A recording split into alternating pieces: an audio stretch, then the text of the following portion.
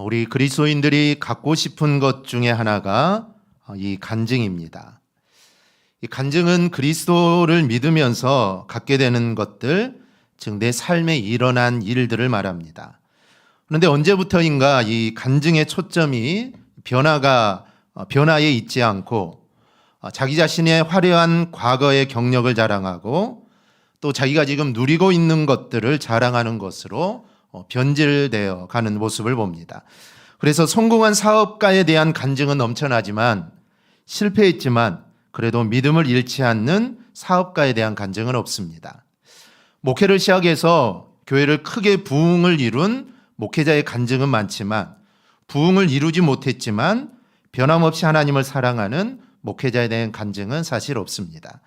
이런 간증은 사실 들으려고 하지도 않고 간증도 아니라고 합니다.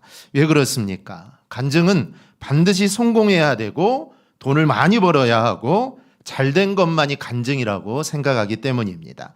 이 세상에 성공지상주의 생각이 사실 간증 안에도 들어와 있는 겁니다. 그러나 여러분, 진정한 간증은 예수를 믿고 변화된 것, 이거를 증거하는 것이 여러분 진정한 간증입니다. 만일 성공한 것만이 간증이고 잘된 것만이 간증거리라고 한다면 사실 주님은 간증거리가 없는 분입니다. 바울도 간증거리가 하나도 없죠. 베드로도 간증거리가 없습니다. 초대교회 모든 성도들도 대부분 간증거리가 없는 사람들입니다.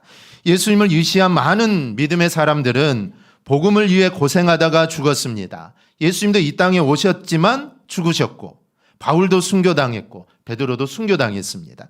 성공지상주의 관점에서 보면 이들은 모두 다 사실 실패한 사람들입니다. 그럼 예수님도 바울도 베드로도 여러분 다 실패한 분일까요? 물론 잘되면 좋습니다. 끝이 아름다우면 좋죠. 그러나 여러분 그게 전부가 아닙니다. 정말 신앙인에게 중요한 것은 내가 정말 마지막까지 어떤 상황에 내몰리더라도 정말 마지막까지 내가 믿음으로 살았느냐, 정말 내가 마지막까지 내가 주님 편에 내가 서 있었느냐. 사실 여러분 이것이 정말 중요합니다.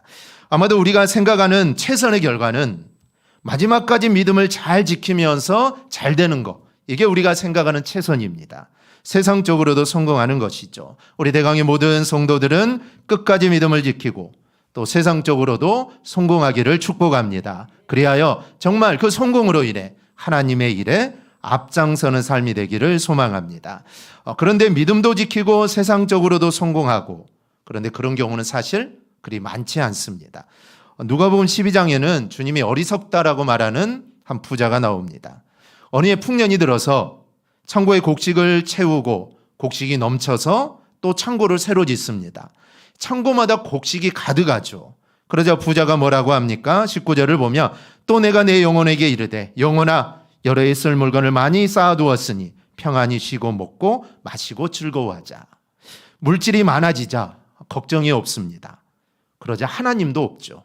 이처럼 잘 되면 어려울 때보다 믿음을 지키고 신앙을 지키기가 어려운 것이 사실 우리 사람의 마음입니다. 그래서 진짜 간증은 여러분 마지막까지 믿음을 지키는 것, 마지막까지 변함없이 예수를 믿고 변함없이 주님을 위해 살고 주님을 사랑하고, 이게 바로 우리의 최고의 간증입니다. 이러한 간증이 우리의 인생 마지막에 있기를 축복합니다. 오늘 보면은 사도 바울의 간증입니다. 오늘 사도 바울의 간증을 통해 정말 진정한 간증이 과연 무언가를 우리가 좀 함께 생각해 보려고 합니다. 먼저 진정한 간증은 예수 만나기 전 자신의 죄의 고백이 있어야 합니다. 보면 13절과 15절에서 사실 사도 바울은 드러내지 않아도 될 만한 것들을 드러내며 자신이 과거에 어떤 사람이었다라는 것을 말합니다. 이 고백을 하는 것이죠. 13절에 사도 바울은 내가 전에는 하나님을 못 오가고 성도들을 핍박하던 난폭한 사람이었다고 말을 합니다. 15절에는 자신이 죄인 중에서 나는 괴수다, 이렇게 고백을 하죠. 이 디모데전서는 서기 63년경에 기록된 책입니다. 이때 바울은 로마에 압송되어 1차 투옥을 마치고 잠시 석방되었던 때입니다. 이미 바울은 그전부터 기독교인들 사이에 믿음의 사도로 인정을 받은 때입니다. 참 대단한 사도다, 정말 믿음의 사도로 인정을 받았죠. 처음에는 그러지 못했지만 이제 사람들이 바울의 진심을 알게 되고, 그래서 위대한 사도, 믿음의 사도다. 즉 한마디로 말하면 목사 중에 목사요, 선교사 중에 선교사요, 사도 중에 사도로서 그리스도인들의 추앙을 받는 사람입니다. 일반적으로 학자들은 바울이 회심한 시기를 서기 35년경 이렇게 봅니다. 그러니까 본문은 사도 바울이 과거를 말하는데 약 30년 전에 있었던 일들을 끄집어내서 이야기를 합니다. 사도 바울이 30여 전 자신이 했던 일을 끄집어내며 그는 부끄러워합니다. 자신이 얼마나 악한 사람이었냐라는 것을 말합니다. 이 본문을 우리가 읽었지만 이것은 절대로 과거의 자신을 미화하거나 자신을 자랑하려고 하는 것이 아닙니다. 사실 사도 바울은 자랑거리가 많은 사람이죠. 사도행전 22장 3절을 보면 유대인으로 길리기아 다소에서 낳고 이성에서 자라 가말리엘의 문화에서 우리 조상들의 율법에 엄한 교훈을 받았고 오늘 너희 모든 사람처럼 하나님께 대하여 열심히 있는 자라. 자기가 이렇다는 것이죠. 또 빌립보서 3장을 보면은 나는 8일 만에 할례를 받고 이스라엘 족속이요 베냐민 지파요 히브리인 중에 히브리인이요 율법으로는 바리새인이요 열심으로는 교회를 박해하고 율법에 의로는 흠이 없는 자라. 그리고 오늘 로마 시민권도 가지고 있었습니다. 사실 이 정도면 자랑할 만하죠. 이 자랑이 넘칩니다. 그러나 바울은 빌립보서 3장에서 이 모든 것을 해로 여기고 나는 모두 다 배설물로 여긴다라고 합니다. 자신의 과거, 출신, 경력, 배움 얼마든지 자랑거리로 삼을 수 있지만 사도 바울은 말합니다. 그것은 아무것도 아니라는 것이죠. 그저 자신은 오직 죄인이라는 것입니다. 즉 철저하게 낮아짐만 오늘 사도 바울에게 있는 겁니다. 이렇게 참된 간증에는 과거의 자신은 없습니다. 과거 자신의 배움이나 경력, 환경도 없습니다. 무엇만 있습니까? 바로 죄에 대한 고백만 남아있는 겁니다. 여러분, 죄의 고백이 없는 간증은 사실 간증이 아닙니다. 그거는 자기의 자랑일 수밖에 없습니다. 이 성도된 우리는 늘 우리의 죄를 고백해야 합니다. 이것은 지었던 죄, 회개한 죄를 또 회개하라는 말은 아니죠. 한번 생각해 보십시오. 우리 하루를 살아가면서 사실 얼마나 많은 죄를 짓습니까? 하루에 수도 없이 알고 지은 죄도 있지만 사실 모르고 지은 죄들이 훨씬 더 많을 것입니다. 누구를 미워하고 시기하고 질투하고 사실 이 모든 것들이 죄이지 않습니까? 그런 죄들을 사실 하루하루에 얼마나 많이 짓고 살아갑니까? 그래서 죄의 고백이란 이것에 대한 매일매일에 대한 회개를 말합니다. 그래서 내가 오늘 알고 지은 죄도 있지만 또 모르고 지은 죄도 있기 때문에 이러한 모든 죄들을 하나님 용서해 달라는 회개의 기도가 사실 우리의 삶 속에 매일매일 있어야 합니다. 한마디로 사도 바울처럼 낮아짐이 있어야 하고 겸손함이 있어야 합니다. 그런 사람에게 하나님의 은혜가 바로 내리는 법입니다. 오늘도 주님의 은혜를 우리가 받고 싶으면 우리는 매일매일 회개하는 죄의 고백으로 하루를 여러분 시작해야 합니다. 주님의 은혜를 구하며 여러분 꼭 하루를 시작할 수 있기를 바랍니다. 사실 그런 성도에게는 간증거리를 하나님이 주시는 겁니다. 매일매일의 삶이 간증의 삶이 될 수가 있습니다. 하나님이 나와 함께 하심을 그 사람은 체험하며 살게 될 겁니다. 이러한 은혜가 오늘 우리에게 있기를 축복합니다. 두 번째로 진정한 간증은 예수님이 베푸신 은혜를 전하는 겁니다. 본문 16절 우리 한음성으로 함께 보겠습니다. 그러나 내가 공유를 입은 까닭은 예수 그리스도께서 내게 먼저 일체 오래 참으심을 보이사 후에 주를 믿어 영생 얻는 자들에게 본이 되게 하려 하심이라. 아멘. 사도 바울은 자신이 하나님의 은혜를 입은 이유를 하나님이 오래 참으셨기 때문이다라고 말을 합니다. 즉 하나님의 참으심이 없었다면 자기는 하나님의 은혜도 입을 수 없고 이 복음을 전하는 자도 자신은 될 수 없었다는 것이죠. 얼마나 사도 바울이 예수님을 핍박했습니까? 예수 믿는 자를 핍박했습니까? 그런데 하나님을 참았다는 것이죠. 하나님이 참아주심이 있었기 때문에 지금 자신이 이런 은혜를 받았다는 겁니다. 그러니까 자신은 그 받은 은혜를 전하지 않을 수 없다라는 것이죠.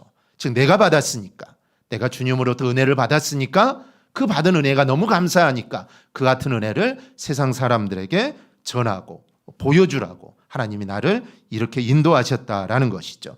여기서 사도 바울이 강조하는 것이 무엇입니까? 그것은 하나님의 은혜와 하나님의 사랑입니다.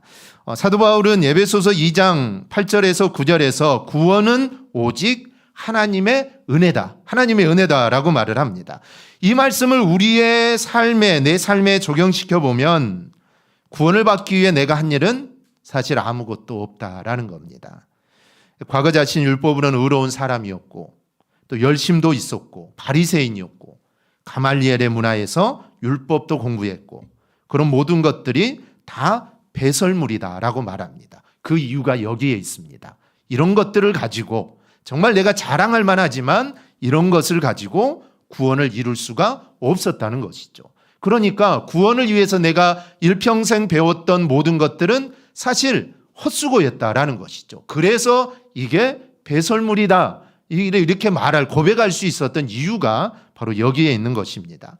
성도가 받은 은혜를 갖고 고백하는 간증에는 사실 예수님이 나에게 베푸신 은혜만이 나타나야 합니다. 사실 이게 없기 때문에 자신의 이야기만 합니다. 자신이 얼마나 열심히 살았고 내가 얼마나 괜찮은 사람이고 얼마나 내가 기도했고 내가 얼마나 열심히 있었냐 이것을 말하게 됩니다. 성경은 말합니다. 그것은 다 배설물이다. 그것은 아무 소용없다라는 것이죠. 오직 은혜만, 오직 하나님의 사랑만 우리의 간증거리다라는 겁니다. 여기서 자신이 드러나면 여러분 절대로 안 됩니다. 역사적으로 보면 얼마나 많은 사람들이 자신을 드러내다가 망했는지 모릅니다. 교회 역사에서 우리나라 기독교 역사에서 정말 한때 겸손하게 하나님의 일을 하다가 자신의 의, 자신의 공로, 자신의 능력을 과도하게 말하려다가 이단으로 간 사람들이 사실 얼마나 많은지 모릅니다. 여러분 한경진 목사님 아시죠? 1992년 종교계 노벨상이라고 하는 이 템플턴상을 받게 되는데 그 시상식 감사 예배에서 목사님은 자신이 일제강점기 말기에 신사참배한 것이 있다라고 그 자리에서 그 목사님은 고백을 합니다. 사실 감추고 싶은 이야기 아닙니까? 사실 그때 상황이 그래서 많은 사람들이 많은 목회자들이 신사에 참배는 했지만 사실 세월이 많이 흘렀으니 이제 아는 사람도 많이 없고 그러니 사실 감추고 싶은 이야기입니다. 그런데 그것을 고백하면서 나는 죄를 많이 지은 사람이다 라고 고백을 합니다. 그러면서 이렇게 죄를 많이 지은 사람이 하나님의 일을 하게 되는 것은 오직 하나님의 은혜다라고 이렇게 고백을 합니다. 여러분 성도가 가져야 할 신앙의 자세는 바로 이런 것입니다. 성도의 입에서는 오직 하나님의 은혜에 대한 감사만 나와야 하고 찬송이 나와야 합니다. 그런데 내 자신이 드러나는 것 이거는 교만입니다. 오직 하나님의 은혜만 드러나고 또 하나님만 높이는 여러분이 꼭 되기를 바랍니다. 세 번째로 진정한 간증은 이제 내가 무엇을 해야 할 것인가를 깨닫는 겁니다. 본문 12절을 보면 사도 바울은 자신이 받은 은혜를 이렇게 고백합니다. 나를 능하게 하신 그리스도 예수 우리 주께 내가 감사함은 나를 충성되이 여겨 내게 직분을 맡기심이니. 사도 바울은 자신의 모든 것을 다 주님의 은혜다라고 고백을 합니다. 그리고 하나님께서 그런 자신을 충성스럽게 여겨서 직분을 나에게 맡겨주셨다라고 고백을 합니다. 그래서 이제 자신은 영원한 왕이시며 오직 한 분이신 하나님께 길이길이 존귀와 영광을 돌리기를 원한다라고 이렇게 고백을 합니다. 그리고 구원받은 모든 사람들도 하나님께 영광과 존귀를 돌려야 한다라고 이렇게 말을 합니다. 그래서 사도 바울은 고린도전서 10장 31절에서 그런즉 너희가 먹든지 마시든지 무엇을 하든지 다 하나님의 영광을 위하여 하라. 이렇게 우리에게 권면합니다. 사도 바울은 늘 하나님의 영광을 먼저 생각하는 사람이었습니다. 그래서 바울은 우리가 살아도 주를 위해 살고 죽어도 주를 위해 죽나니 그러므로 사나 죽으나 우리가 주의 것이로다. 이렇게 고백을 합니다. 이처럼 구원받은 사람은 여러분 정체성이 여러분 분명해야 합니다. 이 박쥐같이 이쪽도 아니고 저쪽도 아닌 게 아니라 우리 믿는 자, 구원받은 자는 정체성이 분명해야 합니다. 그래서 구원받은 내가 무엇을 할 것인지 그리고 내가 어떻게 살아가야 할 것인지 여기에 대한 분명한 확신이 우리 가운데 있어야 합니다. 그래야 흔들리지 않는 것입니다. 사실 어떤 문제가 놓였을 때 흔들리는 이유는 내가 하나님의 자녀고 내가 구원받은 백성이라는 정체성이 확실하지 않기 때문에 사실 흔들리는 겁니다. 이게 옳을까? 이렇게 할까? 사실 흔들리게 되는 것이죠. 그런데 내가 구원받은 백성이고 내가 이제는 하나님을 위해서 이렇게 살아야겠다, 하나님을 위해 이렇게 충성해야겠다라는 확신이 있으면은 사실 무엇을 결정하거나 어떤 일을 할 때 사실은 흔들릴 이유가 없습니다. 흔들릴 이유가 없죠. 이미 모든 게 결정되어 있는 것입니다. 그래서 내가 누구인지, 내가 누구를 위해 살 것인지, 내가 무엇을 하며 살 것인지 이게 확실하게 정해져 있어야 합니다. 성도는 하나님의 은혜로 구원받은 존재들입니다. 왕같은 제사장이고 그 무엇보다도 하나님이 귀하게 만든 특별한 존재입니다. 온 세상을 주고도 살 수 없는 존재죠. 이것이 바로 우리의 정체성입니다. 그렇다면 이제 내가 무엇을 하며 어떻게 살아야 될지 사실은 분명해집니다. 여러분 어떻게 살아야겠습니까? 바로 하나님의 영광을 위해 여러분 살아가기를 바랍니다. 내가 무엇을 하든지 하나님의 영광을 위해 살겠다. 이게 확실하면 사실 고민할 필요가 없습니다. 고민이 생기지 않죠. 하나님의 영광이 되는 쪽으로 가면 되기 때문입니다. 하지만 그게 정확하지 않으면 하나님의 영광이냐 나의 이익이냐 사실 고민할 수밖에 없습니다. 하지만 하나님의 영광을 위해 내가 산다라면은 사실 고민할 이유가 없죠. 나를 통해 그리스도가 나타나야 하고 나를 통해 예수 그리스도의 덕이 반드시 나타나야 합니다. 내가 무엇을 하든지 어디서 사든지 환경과 조건이 어떠하든지 내가 나이가 많든 적든 남자든 여자든 상관없습니다. 중요한 것은 이제 내가 그리스도를 위해 일해야 한다라는 이 사실입니다. 사도 바울은 하나님의 영광을 위해 내가 일할 거다라고 말을 합니다. 그렇다면 사도 바울과 같이 하나님의 은혜로 구원받는 내가 할 일은 무엇입니까? 바로 그것을 말하는 게 여러분 진정한 간증입니다.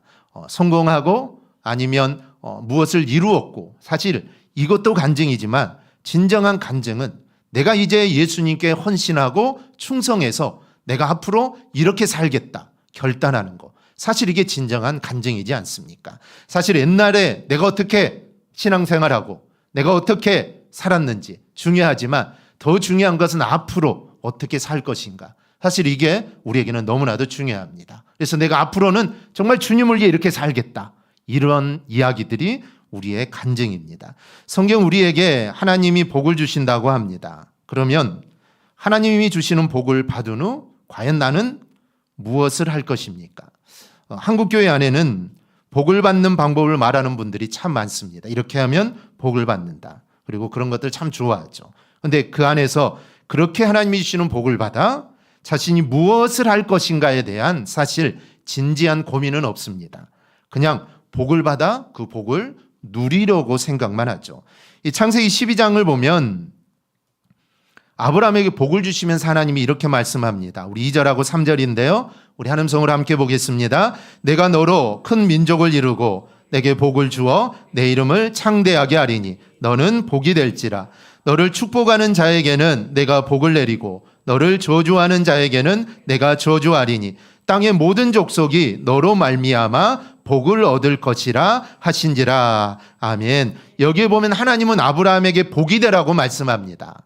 그리고 너로 인하여 모든 사람이 복을 받게 할 거다라고 말씀을 하죠. 즉 복을 주시고 복을 받아서 무엇을 할 거란 걸 말씀하십니다. 그냥 복만 주고 끝내는 게 아니죠. 너에게 복이 임하면 너는 이것을 하라. 이런 일을 하라는 것까지 하나님 말씀합니다. 그래서 하나님이 여러분들에게 복을 주시면 내가 무엇을 할 것까지도 사실은 생각해야 합니다. 하나님 복을 주시면 그냥 복을 받는 것으로 끝나는 것이 아니라 기도하실 때 하나님이 나에게 복을 주시면 내가 그 하나님이 주신 복을 가지고 내가 이런 일들을 행하겠습니다. 사실 우리의 기도는 거기까지 가야 합니다. 그게 진정한 기도이고 이게 하나님이 기뻐하심으로 우리에게 이 복을 주시는 겁니다.